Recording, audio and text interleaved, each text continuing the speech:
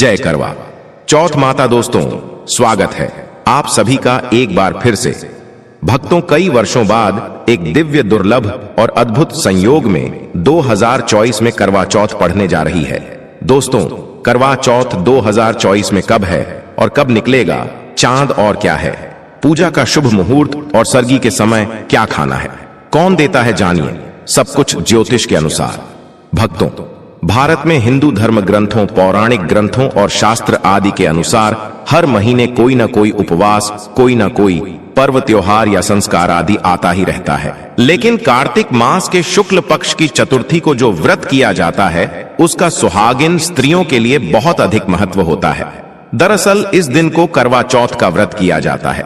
भक्तों, अगर जिस महिला की शादी हो गई है, तो ऐसे में अगर आपका पति भी इन 3 चीजों को पहनने के लिए बोले तो आप तुरंत मना कर दें। उससे पहले भक्तों, जान लेते हैं करवा चौथ का सही मुहूर्त और करवा चौथ की सही तारीख के बारे में। दोस्तों, 2024 में इस बार करवा चौथ अक्टूबर के महीने में यानी 20 तारीख को मनाया जाएगा और इस दिन रविवार है और पूजा करने का मुहूर्त है। करवा चौथ की पूजा के लिए 1 घंटा 16 मिनट तक शुभ मुहूर्त है। पूजा का शुभ समय शाम को 5:46 से लेकर शाम 7:02 तक है। यह पूजा का शुभ मुहूर्त रहेगा। इसी मुहूर्त में आपको पूजा पाठ करना है। और इस साल करवा चौथ के अवसर पर चांद निकलने का समय शाम 7:54 पर है। इस समय से आप चंद्रमा को अर्घ्य दे सकती हैं। उसके बाद पारण करके व्रत को पूरा कर सकती हैं। व्रत के दिन चंद्रमा रोहिणी नक्षत्र में होगा और वरियान योग होगा। भक्तों, एक शादीशुदा महिला को भूलकर भी इन 3 चीजों को कभी नहीं पहनना चाहिए, नहीं तो आप अपने पति की मृत्यु का कारण बन सकती हैं। आज हम महिलाओं से संबंधित खुल्लम खुल्ला, साफ साफ 8 से 10 बिंदु बताने वाले हैं, जो कि हर पति पत्नी को एक बार तो जरूर सुनना चाहिए। शादी हो जाने के बाद पति पत्नी 7 जन्मों के लिए एक दूसरे के हो जाते हैं। पति पत्नी शादी हो जाने के बाद अपनी जवानी को ठंडा करने के लिए संभोग करते हैं, परंतु कई महिलाएं नए रिश्ता, नई जवानी में पति के द्वारा कई ऐसी चीज लाई जाती है पत्नी के लिए, जो कि पत्नी गलती से उन चीजों को पहन लेती है। उस समय पत्नी को पता नहीं होता है कि इन 3 चीजों के पहनने से पति की मृत्यु शीघ्र ही हो जाती है। आज यह वीडियो पति पत्नी को बड़े ही ध्यान पूर्वक देखना चाहिए। आपको बता दें कि आज के इस आधुनिक दौर में शादीशुदा महिला कई ऐसी चीजों को पहन लेती हैं जिसके बारे में उन्हें पता तक नहीं होता है। यहां तक कि शास्त्रों में भी यह नहीं लिखा होता कि कुछ भी पहन लिया जाए। ऐसे में उनके जीवन पर नकारात्मक प्रभाव पड़ता है, यहां तक कि परिवार, रिश्ते और पति की जान भी चली जाती है। तो ऐसे में जानते हैं कि आखिर वे 3 चीजें कौन सी हैं जो महिलाओं को कभी नहीं पहननी चाहिए। ईश्वर कहते हैं कि जो भी व्यक्ति अच्छे तरीके से पूजा पाठ करता है, उसे मैं स्वीकार करता हूं, उसकी हर मनोकामना को मैं पूरा करता हूं। वीडियो में आगे बढ़ने से पहले अभी ही वीडियो को लाइक कर और नीचे कमेंट बॉक्स में लिख दो सच्चे दिल से जय जय बजरंग बली। भक्तों, हिंदू धर्म में विवाह के बाद हर स्त्री के लिए 16 श्रृंगार बहुत मायने रखता है। मांग में सिंदूर, माथे पर बिंदियां, हाथों में चूड़ियां, पांव में पायल और बिछिया। यह धारण कर जब एक लड़की अपने घर को छोड़ किसी दूसरे घर में प्रवेश करती है, तो उसके जीवन के मायने ही बदल जाते हैं। श्रृंगार एक स्त्री की सुंदरता में 4 चांद लगाता ही है। साथ ही यह एक स्त्री के जीवन में परिवर्तन और समाज में उसकी पहचान को एक नए रूप में प्रस्तुत करता है। केवल धार्मिक दृष्टि से ही नहीं, बल्कि वैज्ञानिक दृष्टि से भी 16 श्रृंगार का महत्व माना जाता है। 16 श्रृंगार में उपयोग होने वाला सामान किसी भी सुहागन स्त्री के वैवाहिक जीवन का प्रतिनिधित्व करता है। इसमें प्रयोग की जाने वाली हर चीज का अपना एक अलग महत्व होता है। हिंदू धर्म मानने वाली प्रत्येक सुहागन स्त्री अपने पति की लंबी आयु और सुखी जीवन की कामना के साथ 16 श्रृंगार धारण करती है। परंतु कई ऐसी चीज होती है जो कि महिलाओं को कभी नहीं पहननी चाहिए। अब यहाँ पर कुछ दोस्त ऐसे भी होंगे जो हमारी बातों को हल्के में लेंगे, क्योंकि उन्हें वास्तु शास्त्र का ज्ञान नहीं है। इस पर एक कहावत भी प्रचलित है कि बंदर क्या जाने, अदरक का स्वाद। अर्थ यह है कोई भी व्यक्ति वास्तुशास्त्र के बारे में नहीं जानता है तो फिर इन उपायों में या वीडियो देखने पर विश्वास ही नहीं करता है। इसीलिए भक्तों, सही सटीक 100% जानकारी के साथ में जानने के लिए इस वीडियो से जुड़ जाना। वीडियो को आगे बढ़ते हैं। आपके पास अभी जितने भी काम हैं उनको साइड में रख दीजिए। ध्यान पूर्वक जो आपको बताया जा रहा है उसे देखिए और सुनिए। नंबर 1, शास्त्रों में स्पष्ट बताया गया है कि किसी भी शादीशुदा महिला को एकदम सफाचट सफेद रंग का वस्त्र कभी नहीं पहनना चाहिए। ऐसा करने से आपके मान सम्मान को ठेस पहुंच सकती है। आपको बता दें कि आजकल के फैशन के युग में महिला सुंदर दिखने के लिए काफी ऐसी हदें पार कर देती हैं जिसके बारे में सोचना भी पाप के बराबर है। वास्तुशास्त्र के अनुसार किसी भी शादीशुदा महिला को एकदम सफाचट सफेद रंग की साड़ी या सूट कभी नहीं पहनना चाहिए। इसके पीछे का कारण यह है कि सफेद रंग की साड़ी को पहनने से पतिव्रता धर्म बिल्कुल खत्म हो जाता है और उनके रिश्ते में नकारात्मक ऊर्जा का आगमन हो जाता है, क्योंकि यह लिबास विधवा होने का है। ऐसे में आप अपने पति की मृत्यु का कारण बन सकती है। इसीलिए हो जाएं सावधान। वहीं अगर आप सफेद रंग का वस्त्र पहनना चाहती हैं तो ऐसा पहने जिसमें कुछ और रंग भी जरूर हो, लेकिन एकदम सफेद रंग का कपड़ा कभी न पहने।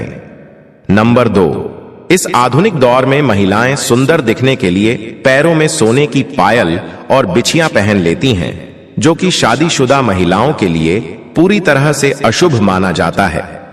पैरों में सोने से बनी हुई चीजों को पहनने से कुबेर महाराज का अपमान होता है और जिसके कारण आपके परिवार से रिश्ते टूट सकते हैं और कई सारी परेशानियों का आगमन भी हो सकता है। इसीलिए सोने को पैर में कभी न पहने। पैरों में सोना पहनने से पाप लगता है, इसीलिए हो जाएं सावधान। नंबर 3, सिंदूर और मंगलसूत्र का महत्व। हिंदू धर्म के अनुसार सिंदूर और मंगलसूत्र के बिना शादी अधूरी मानी जाती है। आपको बता दें, ये तो सभी लोग जानते हैं कि हिंदू महिलाओं के लिए सिंदूर सुहाग की निशानी होती है। इसे वे अपने पति की खुशी से जोड़ती है।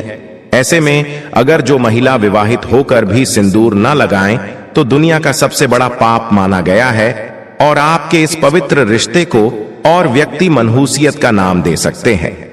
इसीलिए मांग में सिंदूर होना आवश्यक है। वहीं मंगलसूत्र का भी बड़ा महत्व है।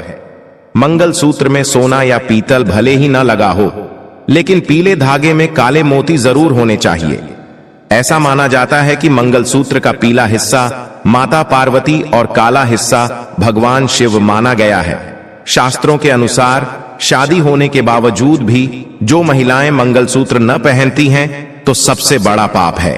ऐसे में आपके रिश्ते पर कलंक लग सकता है। इसीलिए एक शादीशुदा महिला को मंगलसूत्र अवश्य पहनना चाहिए। अगर आपके पास मंगलसूत्र नहीं है तो कम से कम गले में काला धागा तो पहन सकते हैं। दोस्तों, क्या आप जानते हैं कि अगर सिंदूर में एक ऐसी चीज रख दी जाए जो आपके लिए और आपके परिवार के लिए बेहद शुभ हो? क्या आप ऐसी चीज के बारे में जानते हैं? अगर नहीं तो वीडियो को अंत तक जरूर देखिएगा, क्योंकि अब हम बताने वाले हैं कि ऐसी कौन सी चीज है जो सिंदूर की डिब्बी में रखनी चाहिए और जो वह कई कार्यों में बहुत शुभ है।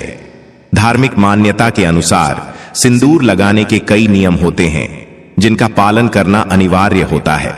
सिंदूर लगाने के संदर्भ में जो भी नियम बनाए गए हैं, सभी सुहागिन महिलाओं को इन नियमों का विधिपूर्वक पालन करना चाहिए, अन्यथा उनके जीवन में परेशानियां उत्पन्न होने लगती हैं। जो महिलाएं सिंदूर के नियमों का पालन नहीं करती, ऐसी महिलाओं के पति को धन तथा स्वास्थ्य संबंधी समस्याओं का सामना करना पड़ सकता है। तो आइए जानते हैं सिंदूर लगाने के वे कौन से नियम हैं जिनका पालन हर महिलाओं को करना चाहिए। नंबर 1, सिंदूर का गिरना बहुत ही अपशगुन माना जाता है, इसीलिए हमें हमेशा बच्चों से दूर रखना चाहिए। अगर आप किसी ऐसी जगह पर रखेंगी तो बच्चे इसे हाथ लगाएंगे और यह गिर सकता है। नंबर 2, मांग के लिए आप हमेशा ही सूखे सिंदूर का ही इस्तेमाल करें। आजकल मार्केट में ट्रेन के लिए कई तरह के लिक्विड सिंदूर भी उपलब्ध हैं, लेकिन वे लगाने अच्छे नहीं होते। कई महिलाओं को लगता है कि सिंदूर लगाते समय उनके माथे पर गिर जाता है, तो माथे से सिंदूर का गिरना बहुत शुभ होता है। तो इसका मतलब है कि आपका पति आपसे बहुत प्यार करता है। नंबर 3, सिंदूर को कभी भी किसी के सामने न लगाएं। जब आप सिंदूर को किसी के सामने लगाते हैं तो आपके पति को नजर लग सकती है और आपका प्यार कम हो सकता है। नंबर 4, अगर गलती से कभी आपसे सिंदूर नीचे गिर जाता है तो उसे इकट्ठा करके नाली या इधर उधर न फेंके। सिंदूर को इकट्ठा करके माथे से लगाकर किसी पेड़ के नीचे रख दें।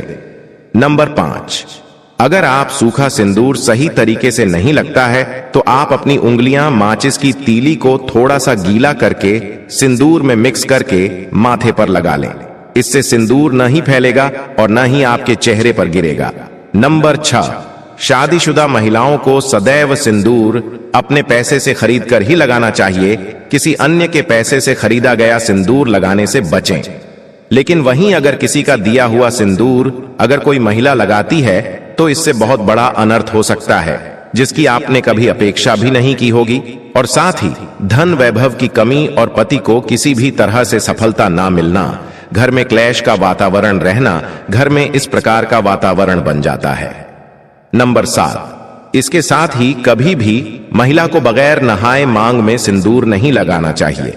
सबसे पहले महिला नहा लें और पूजा पाठ कर लें, उसके बाद ही अपने माथे पर सिंदूर लगाए। सिंदूर लगाते समय सदैव आप अपने पति की लंबी आयु तथा उनकी सफलता के बारे में ही सोचें। इससे उनका भाग्य और भी अधिक प्रबल एवं शक्तिशाली बनता है। नंबर 8, सुहागिन महिलाओं को उपहार में मिले सिंदूर का उपयोग करने से बचना चाहिए, क्योंकि शास्त्रों में उपहार में मिले सिंदूर का उपयोग करना अशुभ है। केवल अपने पति का दिया हुआ सिंदूर ही लगाएं, जो कि शादीशुदा महिलाओं के लिए बहुत ही शुभ है। नंबर 9, चाहे कितनी भी बड़ी मजबूरी हो, परंतु शादीशुदा महिलाओं को किसी दूसरी महिला के सिंदूर को अपनी मांग में भरने से बचना चाहिए। किसी दूसरी महिला के सिंदूर को मांग में भरना बहुत ही अशुभ होता है। ऐसा करने वाली महिलाओं के पति को धन संबंधी समस्याओं का सामना करना पड़ता है। नंबर 10, घर में अगर किसी भी तरह के सूतक है या आपको पीरियड्स आ रहे हैं तो आप सिंदूर न लगाएं, क्योंकि ये सिंदूर का अपमान होता है। इसके साथ ही मां लक्ष्मी ऐसे घर में प्रवेश भी नहीं करती है।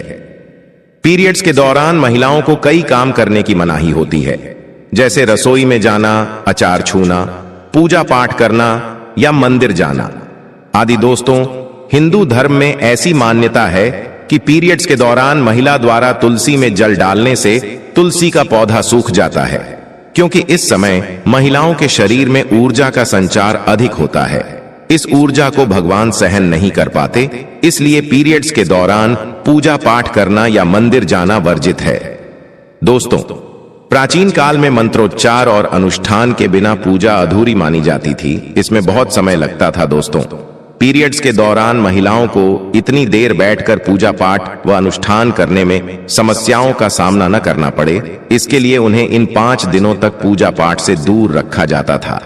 दोस्तों, यदि 2 पीरियड्स के अवधि 7 दिन है तो 8वें दिन मंदिर में प्रवेश किया जा सकता है। वैसे यदि हम ज्योतिष की माने तो आम तौर पर पीरियड समाप्त होने के बाद 5वें दिन आप मंदिर में प्रवेश कर सकती हैं। दोस्तों, व्रत के बीच में ही अगर किसी महिला के पीरियड्स आ जाएं, तो ऐसे में महिला को अपना व्रत पूरा करना चाहिए। पीरियड्स के दौरान भी मन में भगवान के प्रति आस्था कम न हो। भगवान के लिए मन की शुद्धता सबसे ज्यादा जरूरी है, शारीरिक शुद्धता बाद में आती है। दोस्तों, व्रत के दौरान अगर किसी विशेष पूजा का संकल्प लिया गया है तो पीरियड्स के दौरान आप दूर बैठकर उस धार्मिक काम को किसी अन्य व्यक्ति के जरिए करवा सकती हैं। पीरियड्स के दौरान भी व्रत के सभी नियमों का पालन करना चाहिए। ऐसे में प्रभु के मंत्रों का ज्यादा से ज्यादा मनन करें। किसी विशेष पाठ का जाप करना चाहती हैं तो फोन के जरिए पाठ पढ़ सकती है। पीरियड्स के दौरान स्वच्छता का ख्याल रखना बेहद जरूरी है। स्नान के बाद साफ वस्त्र पहनकर ही मंत्र और पाठ करें। धार्मिक मान्यताओं के अनुसार पीरियड्स वाले दिनों में महिलाओं को सिंदूर लगाना चाहिए या नहीं।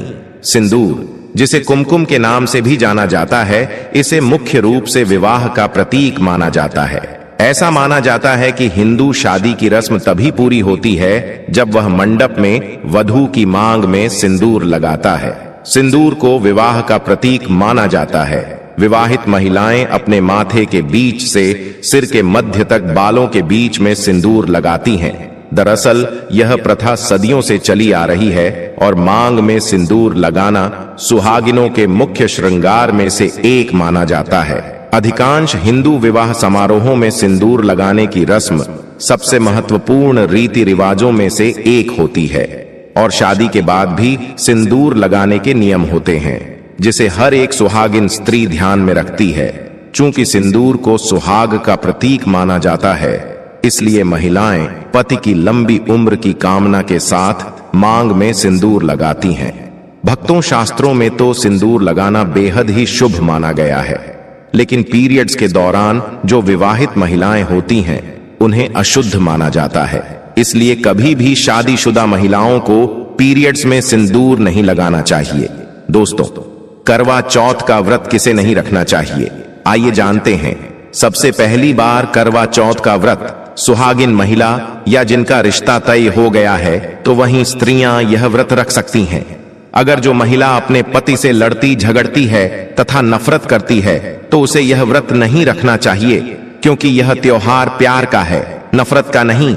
इसीलिए पति पत्नी में प्यार होना बहुत जरूरी है। दोस्तों, करवा चौथ का व्रत तब तक रखा जाता है जब तक चांद निकल जाए। शास्त्रों के अनुसार माना जाता है कि पत्नी अगर बीमार है तो उसकी जगह पति यह व्रत रख सकता है, और वही किसी महिला को अगर मासिक धर्म आ जाए तो वह महिला पूजा पाठ में तो शामिल हो सकती है, लेकिन ईश्वर की प्रतिमा को छू नहीं सकती।